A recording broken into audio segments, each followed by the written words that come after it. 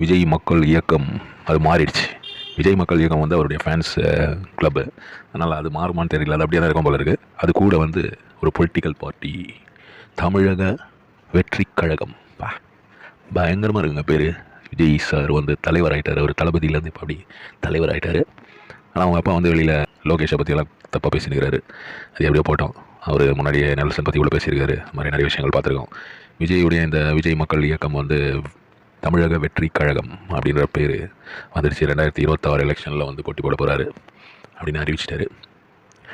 Super star Rajinikanth மாதிரி ஒரு 20-25 வருஷம் அப்படி மக்களெல்லாம் வந்து நாளைக்கு வரேன் மறுநாள் வரேன் அப்படின்னு சொல்லாமல் இவர் ஏதோ சட்டுப்புட்டுன்னு ஏதோ வேலை செய்துக்கிறாரு. கமல்ஹாசன் வந்து பிக் பாஸ் வருவார், திடீர்னு பார்த்தா ஆடில் வருவார், திடீர்னு பார்த்தா தக்காக வருவார் தக் லைஃப்பில், அப்புறம் பார்த்தா தலைவராக வருவார். மக்கள் நீதி மையம் அது கொஞ்சம் போரிங்கான விஷயம் தான். அந்த மாதிரி பண்ணுற விஷயன்றது வந்து கொஞ்சம் மக்கள் பார்க்கும்போது வந்து என்ன எங்கேயாவது ஒரு இடத்துல நில்லு அப்படி